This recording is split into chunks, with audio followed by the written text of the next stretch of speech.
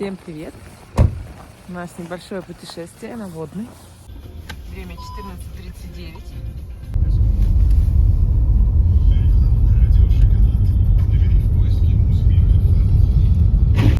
Мы собрались опять на водный по достопримечательностям. Алексей нам будет показывать путь.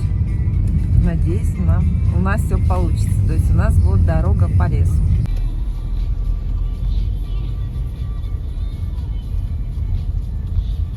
Точно авария, да. Две машинки не поделили дорогу.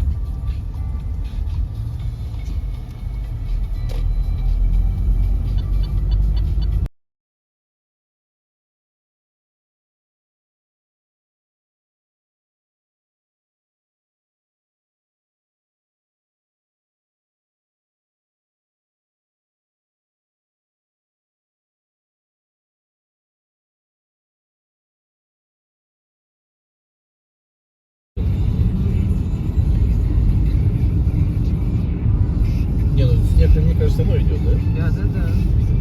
Так, это у нас на Водинские дачи. Или это первые? Первый вот. Это первый Водинский, да. О, чистильщик. О, какая широкая.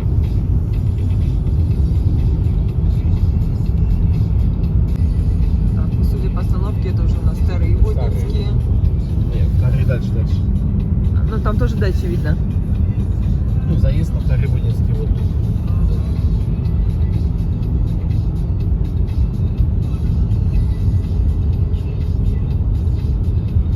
Бытовик. Давик.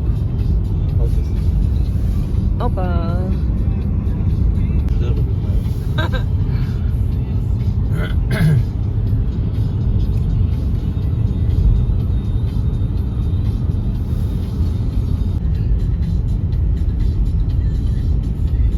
Это что? Выпит. Красавец.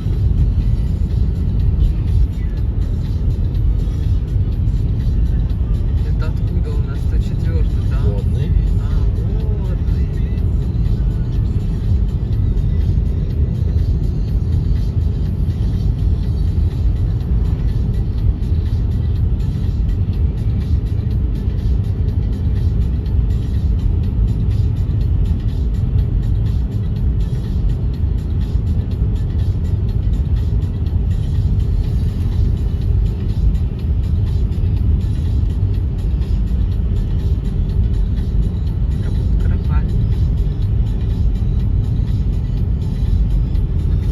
В лесу.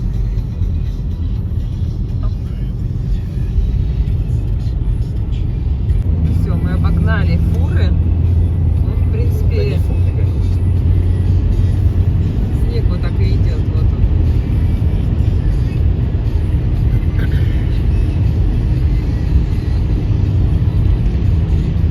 Своротка на водный. Нам еще ехать 3 километра.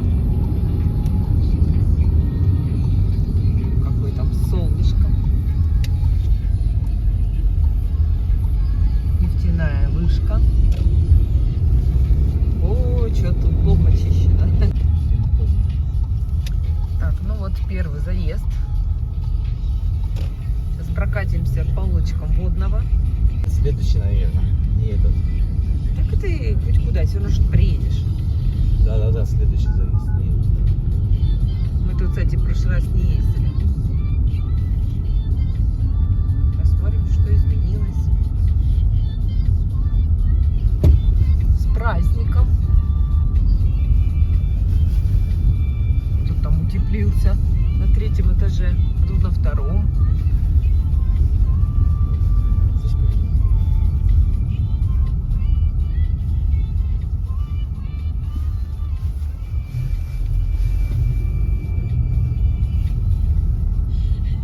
Наташа, мы открылись. 5. Бристоль.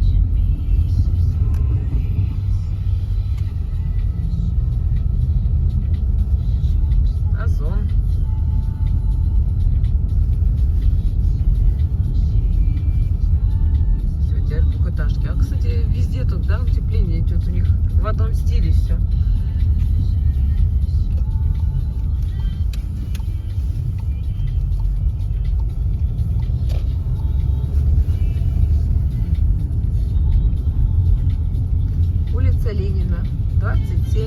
26, но уменьшение 25. Там здание.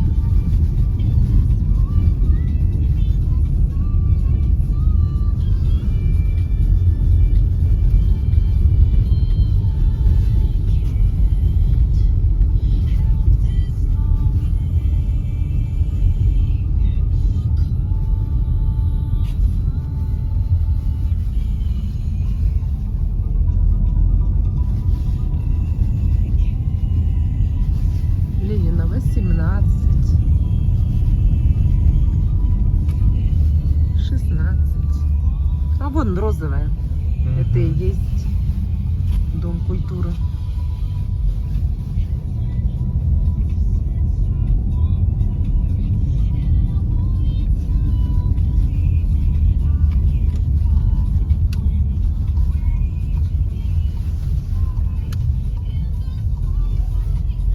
А вон его машина.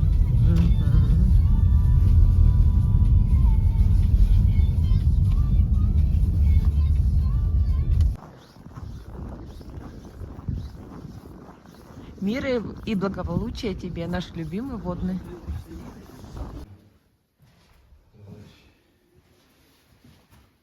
А мы себе маршрут продлили?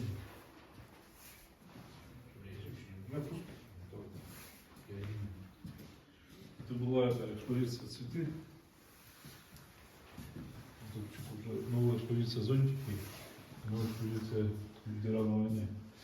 Вот что-то номер черной ленточки, но, по-моему, больше понравилось. Здравствуйте, говорю. Здравствуйте, это у нас выставка. Северная рожа называется. Разноцветные Печора-Лысского заповедника. Ну, практически все растения, они, в общем-то, практически у нас произрастающие. То есть, что их роднит? Роднит строение цветка.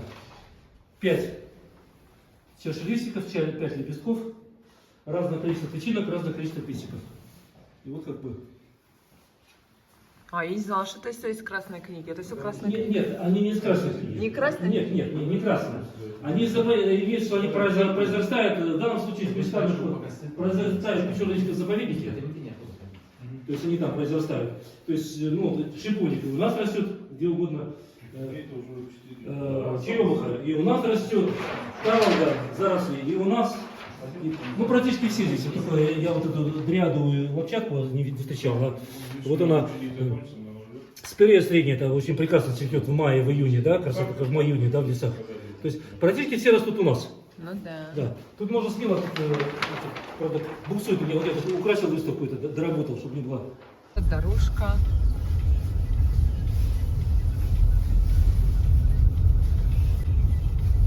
Как-то сокращенная, да?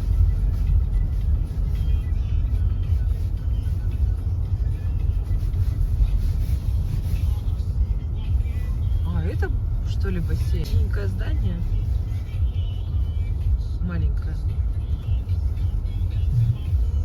В Ухте еще не было бассейна, то есть ухтинцы к нам приезжали, это было означать, как бы водному по-доброму завидовали. То есть представьте, что насколько было мощное предприятие, насколько социально заботилось о людях, это был завод «Прогресс» старый. Где? Ну вот он и есть, но его не знаю, его сейчас... А, вот там за деревьями? О. Только лишь бы тропинку. Ну, нуждается в заботе граждан, потому что она на баланс не взята, как попан не чистится, нужно поднимать волонтеров, людей неравнодушных, которые ну, надо приводить в порядок, потому что не надлежащее состояние. Деревья растут. Как только снег сойдет, будем выпиливать, корчевать их с этими. Это первая скважина в Водном или вообще везде? Нет. А там даже табличка есть, но к ней не Конечно, подойти. это историческое место. Это серьезное историческое место в масштабах Коми. В масштабах, если можно сказать, истории атомного проекта России, это историческое место. Так вот, что, история этой скважины. Итак, начало 20 века, здесь, в принципе, в районе Ухты, на территории вот этого нынешнего нашего будущего водного не было, хотя, в принципе, поселки уже были. Вот сейчас даже оспаривается дата образования поселка. То есть была самая настоящая нефтяная лихорадка. То есть много-много.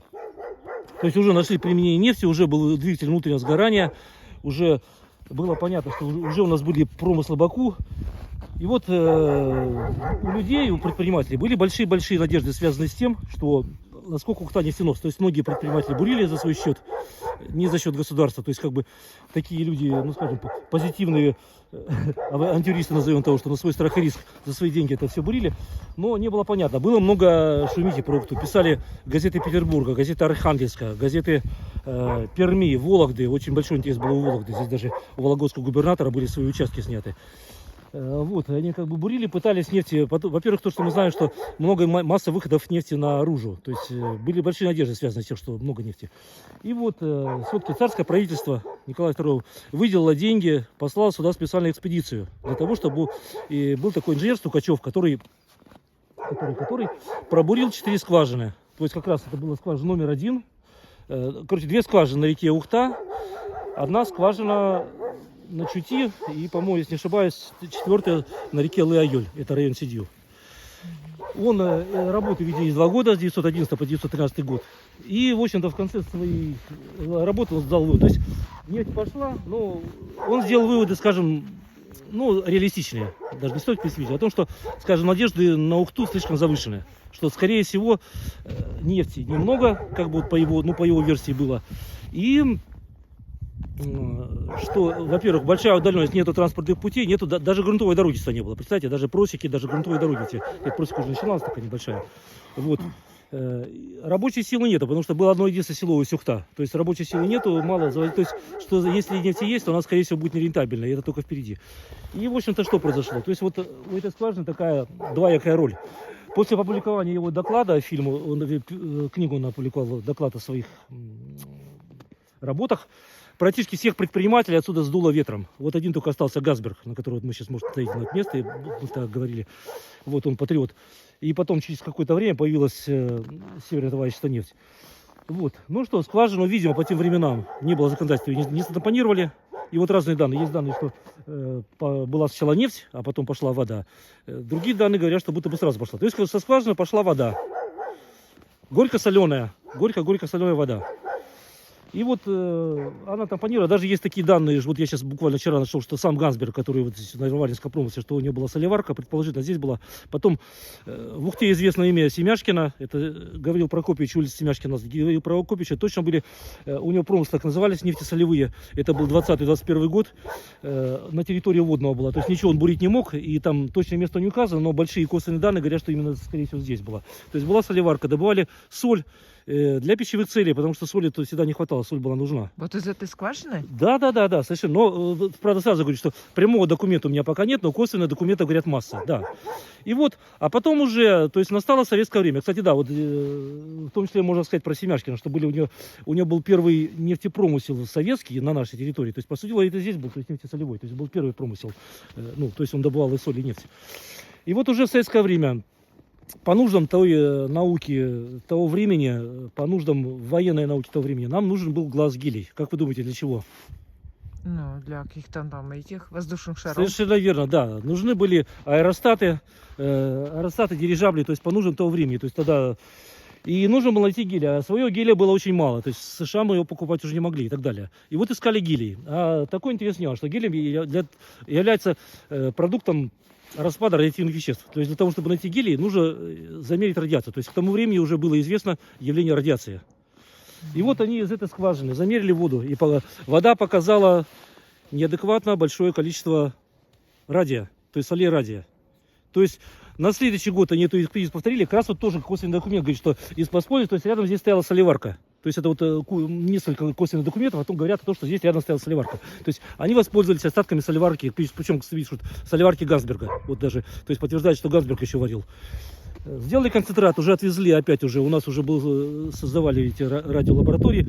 И как раз концентрат подтвердил, что количество радия промышленное. И вот по сути дела, что вот как мы знаем, что Ухта у нас датой рождения Ухты считается 21 августа 1929 года, куда пришла экспедиция. Так вот, говорится, что экспедиция пришла на разведку нефтяных, газовых месторождений, развития и так далее, сырьевой промышленности. В том числе секретная миссия была, это добыча радия. Потому что практически уже с 29 года здесь вот эти работы начались.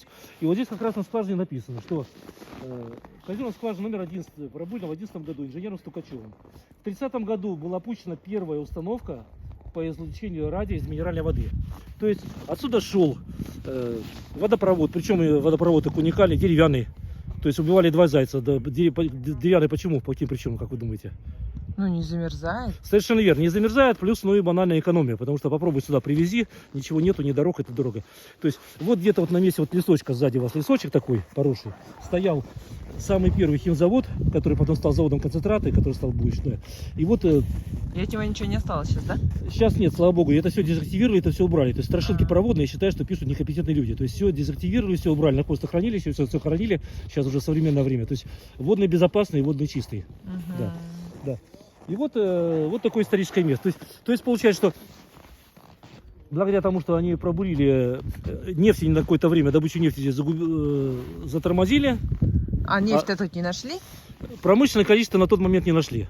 То есть она нефть есть, но она не промышленное количество. Да, они ее нашли, разные предприниматели, потом находили. И тот же Семяшкин, кстати, нефть здесь тоже добывал. Но ее было мало количество. А вот именно нашли, что радий. Вот как раз благодаря тому, что вот именно вот эта первая скважина, то есть, причем нашли, получается, абсолютно случайно. То есть радий специально не искали. То есть искали гелий, а косвенным образом нашли радий. То есть сами не догадывались. И как раз вот возникло вот это уникальное производство, что это было единственное место в мире, единственное место на планете Земля, где радий добывали из воды, из подземных минеральных вод. Мы едем на факела.